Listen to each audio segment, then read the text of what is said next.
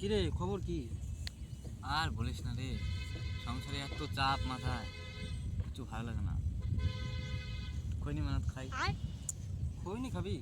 বলবি তো। প্রচুর টেনশন মাথায়, বুঝলি তো।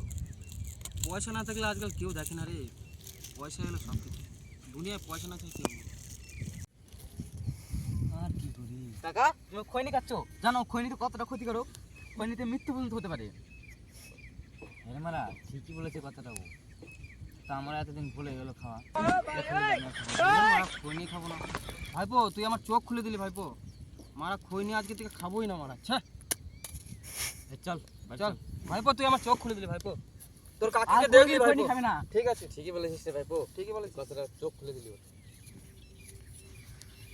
যাক মারা, এটা 3 দিন চলে যাবে আমার। ভাগ্যিস বলে মারা পেয়ে গেলাম।